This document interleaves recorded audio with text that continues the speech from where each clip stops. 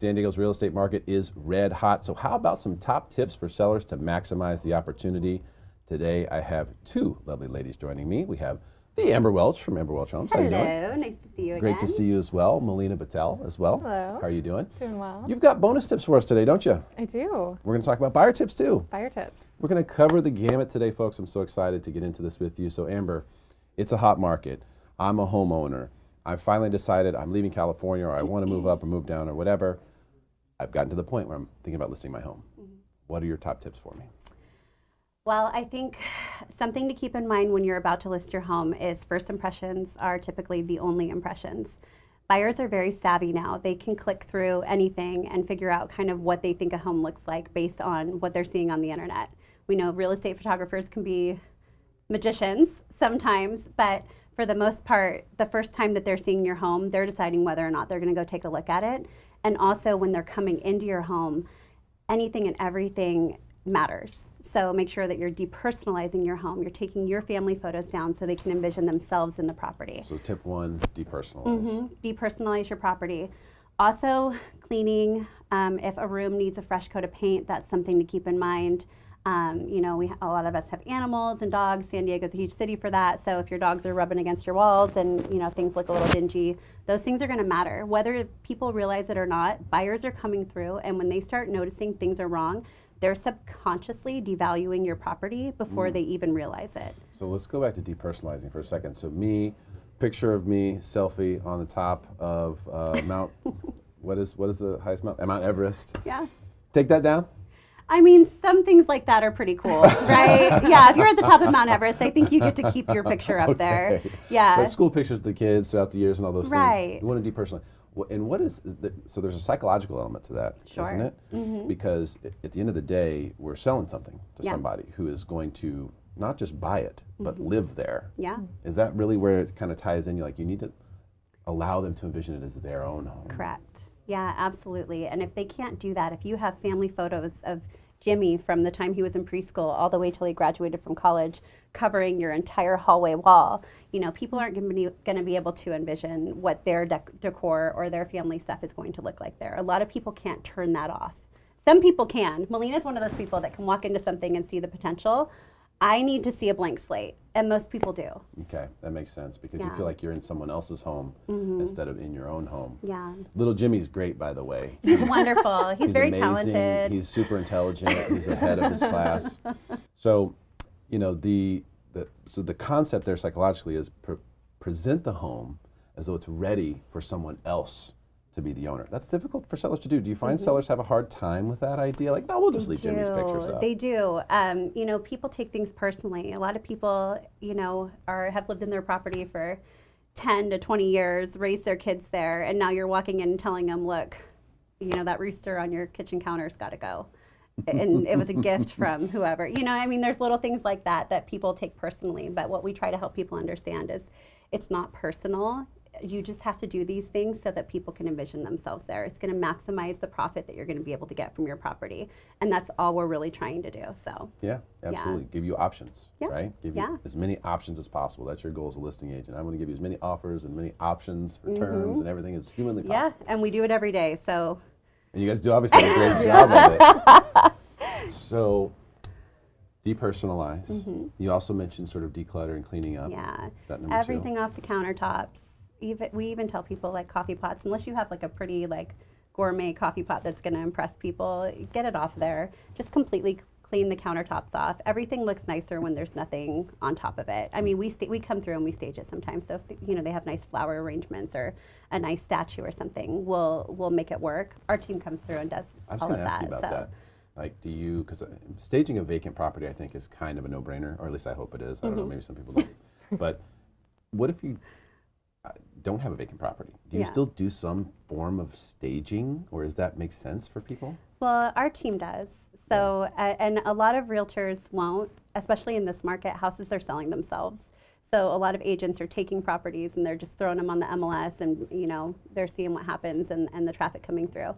But we're very involved, we're very hands-on, so we will literally walk through we do kind of a pre-listing, pre-staging appointment, and we'll walk through an entire property, and we'll try to maximize the decor that's already there for most people. They still need to live in their home. Most people don't want to be displaced and have their stuff all over the place, so they still need to live there. So we just take their coffee table and we'll take everything off of it and we'll stage it for like a dinner party, and we'll put flowers on it. So just little things like that to kind of accentuate their style and what they already have there.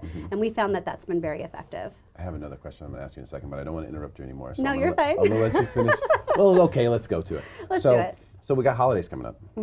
So I don't know about everyone's house, but my house, starting right now, October 1st, wife gets the fall decorations out. Yes. And fall just pukes all over the house. Yep. And then, and that stays until Christmas comes. Yeah. We take all that down, and then Christmas pukes all over the house. And Yep. it's great, and I love it. And I love my wife very much.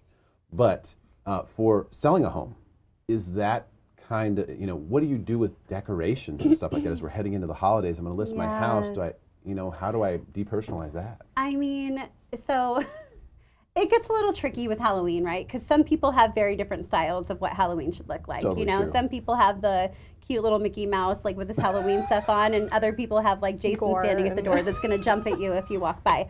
So I think just, trying to find the balance, right? Everything's Yeah. about balance.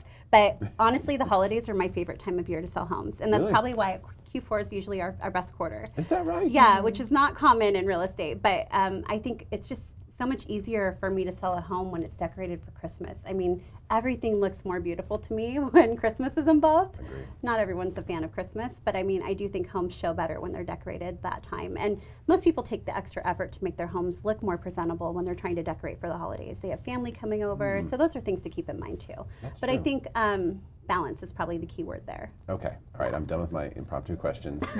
You can continue with your tips. I would say the second tip, and I don't know how many I'm supposed to give you, but Well, as many as you want. So we did Got so many. depersonalize, Just call declutter. I think you had one more. yeah. So picking the right agent is probably the biggest tip. You need to find somebody who specializes in the market that you're in.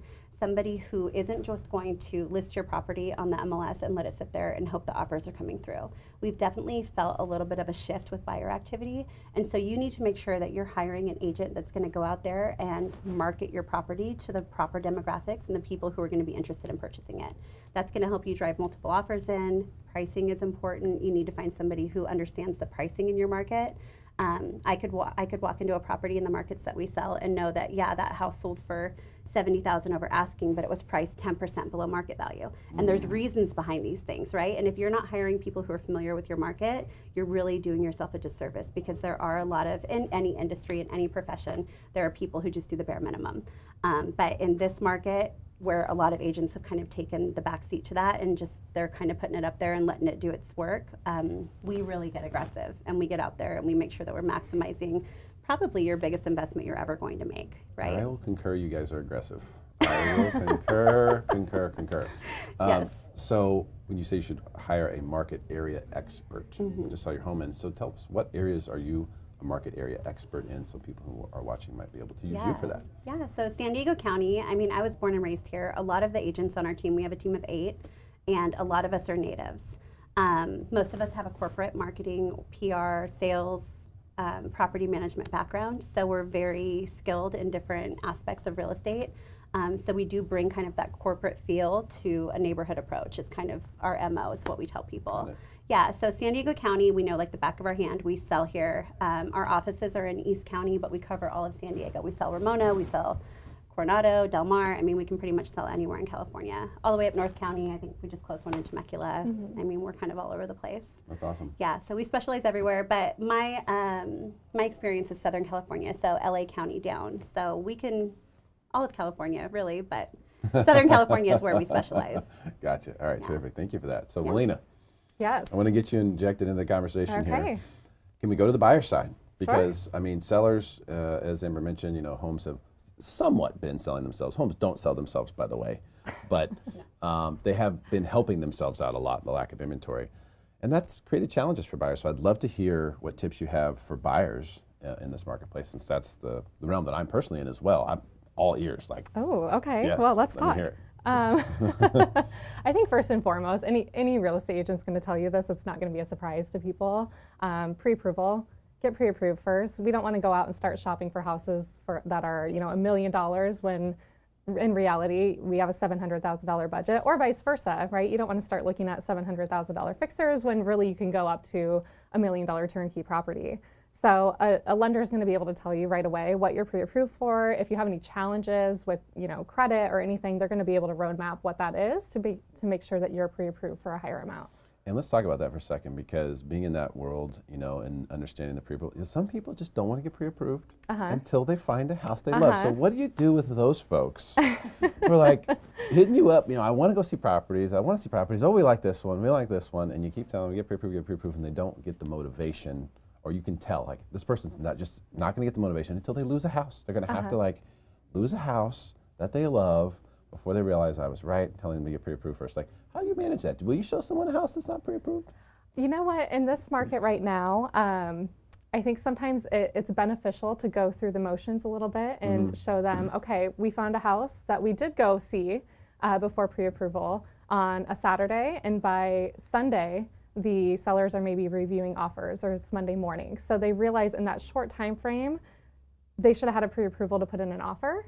And if they didn't, then unfortunately they lose out on the house. But it's a little bit of an educational piece for the buyers, and sometimes you just have to go through the motions. Yeah, hands-on education. Yeah. You got to touch the hot iron. Nobody trusts mom. Trust mom, okay? The iron's hot. Don't touch it. All right, so tip number 2, sorry to interrupt. Number 2, I think aligning yourself just with the right agent, honestly. Don't be afraid to speak to multiple agents. Everyone offers a little bit something different. And like Amber said, we offer corporate backgrounds. We have a VP of sales, former VP of sales sitting here, former corporate marketer. We have people that were lenders who own businesses. So we offer a lot on the back end.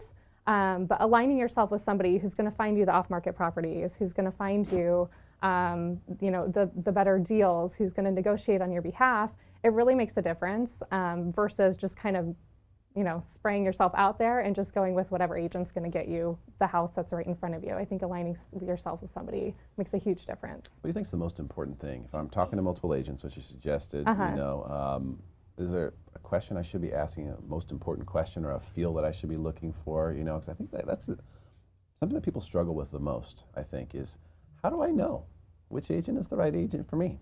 And so I'd love to get your insight on that. I think more than anything, it's just, does it feel right? Okay. I think once you start talking to people, you really understand, okay, we kind of hit it off here. I feel comfortable with you. So if I do have a dumb question, I can ask that to you. I think it's more of a feeling than anything. Some agents are going to promise you the world and underdeliver, and vice versa. So I think it's more of a feeling than anything. I feel like you have to be willing to take a road trip with a person. Right? That's true. Yeah. Is this someone you could take a road trip to Vegas with or further? If so, then maybe it'll work out, because that's kind of what you're doing when you're buying a house. Like, you're taking a journey together, and it's close quarters. So that's kind of the way I look at it. It's like you need to be willing to take a road trip, which is a weird thing, but I think it does sort of line up, right, Amber? Oh, 100%. It's worse because it's more emotional than a road trip, right? You get grouchy when you get hungry. We feed you. Everything's fine. When you're buying a house, there's just so much involved. There's so many emotions. Yeah. So much. Okay. Yeah. Sorry, Malena. No worries. Tip 3. Just to build on that, we're therapists. We're road trip buddies. We're That's true. we're everything. Tip number 3, I think I kind of touched on it a little bit, but ask dumb questions. I like to say there are no dumb questions, but ask every question under the sun. We've had people that have purchased cars in the middle of escrow, and had they, reiterated it and asked if that would be a good idea, we would have told them no. I believe we did in the beginning, but ask any question, even if you think it's stupid. The home buying process is a complicated one. You have people like us to navigate you through it, but there's a lot that goes into it, so there's no question that's too dumb. Just ask away. Yeah, and I think that's an environment that you create as professionals, that people feel comfortable asking you questions. Some people, you ask them questions and they kind of go, blah, blah, blah, and you're like, oh, okay, I don't want to ask that person questions. So I think it's an environment that you guys create where you're open, you have yourselves out there on social media. It's very inviting. I think that's important, for people to feel comfortable and confident enough to ask the questions. So I would definitely agree. Ask as many questions as you want. There's no question that that you don't deserve an answer to. I usually remind people, not to cut you off, I usually remind people like, look, you're spending probably at least in San Diego $500,000 on something. Ask as many questions as you want. Call my husband and ask questions if you want.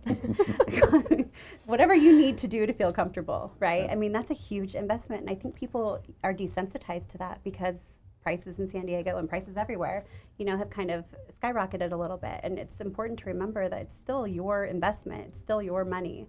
And if you don't feel comfortable and you still have questions, then you need to ask them. You need to ask them.